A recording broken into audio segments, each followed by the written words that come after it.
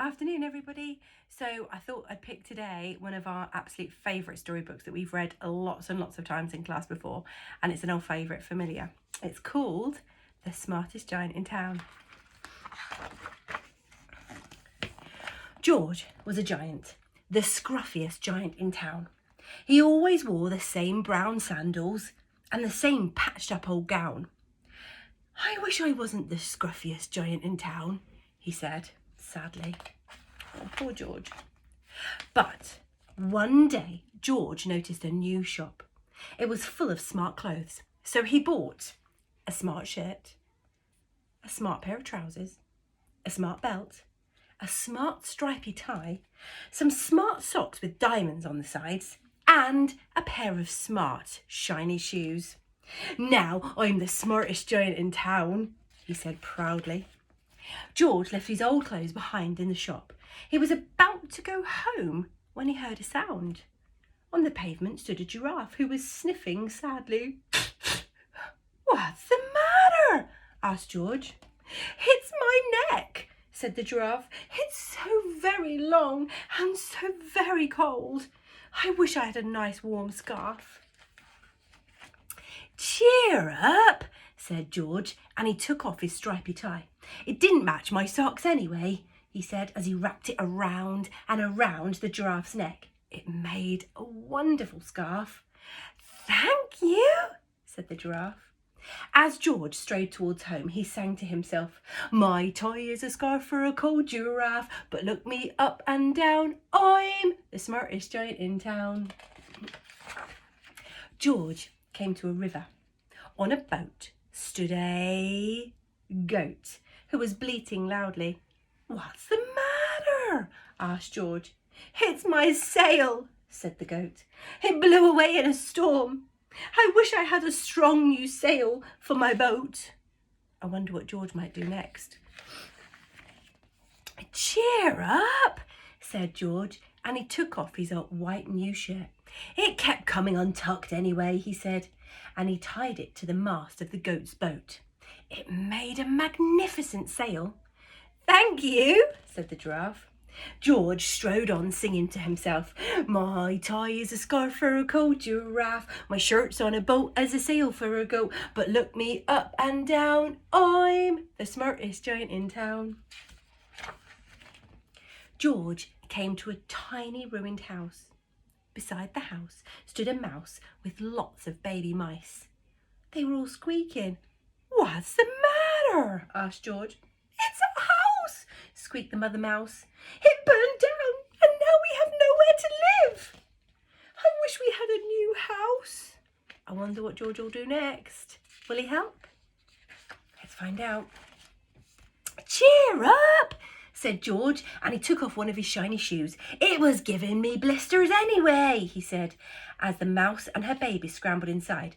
The shoe made a perfect home for them. "Thank you," they squeaked. Can you do a squeaky voice? "Thank you."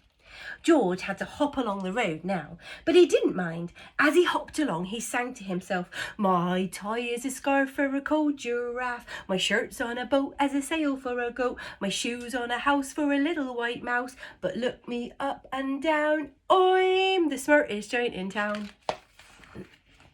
George came to a campsite. Beside a tent stood a fox who was crying. "What's the matter?" asked George. "It's my sleeping bag," said the fox. "I dropped it in a puddle. I wish I had a warm, dry sleeping bag." Does George have anything that could help, do you think? "Cheer up," said George, and he took off one of his socks with the diamonds up the sides. "It was tickling my toes anyway," he said, as the fox snuggled into it. It made a very fine sleeping bag. "Thank you," said the fox, as Rocky come to join us. George hopped on singing to himself, "My tie is a scarf for a cold giraffe, my shirt's on a boat as a sail for a goat, my shoe is a house for a little white mouse, one of my socks is a bed for a fox, but look me up and down, I'm the smartest giant in town." George came to a squelchy bog. Beside the squelchy bog stood a dog who was howling. Not like Rocky. What did George say? What's the matter? Asked George. It's this bog, said the dog. I need to get across, but I keep getting stuck in the mud. I wish there was a safe, dry place for me to cross. What did George say? Cheer up, said George, and he took off his smart new belt.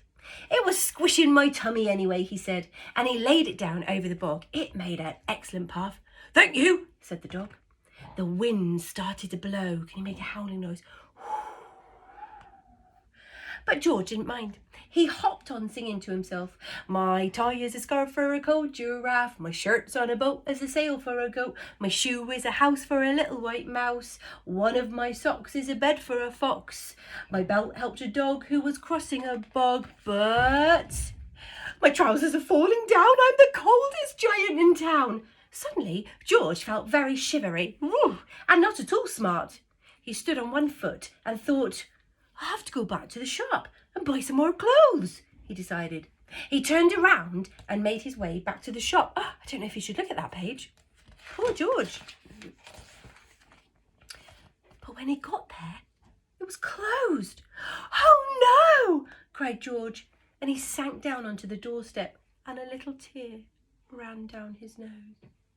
He felt as sad as all of the animals he had met on his way home. Then, out of the corner of his eye, he saw something familiar, a bag poking out from the shop. George took a closer look. My gown, he yelled, my dear old gown and my sandals. George put them on. They felt wonderfully comfortable. I'm the cosiest giant in town, he cried, and he danced back along the road. Outside the front door stood all the animals that he had helped, and they were carrying an enormous present. Come on, George, they said, open it. George untied the ribbon. Inside was a beautiful gold paper crown and a card. Look inside the cards, George, said the animals. George put the crown on top of his head and opened the card. Inside it said, your tie is a scarf for a cold giraffe. Your shirt's on a boat as a sail for a goat. Your shoe is on a house for a little white mouse. One of your socks is a bed for a fox. Your belt helped a dog who was crossing a bog. So here is a very fine crown for the kindest giant in town. The end. Thank you for joining me today. I hope you joined in because I do know that you know the words. Night night.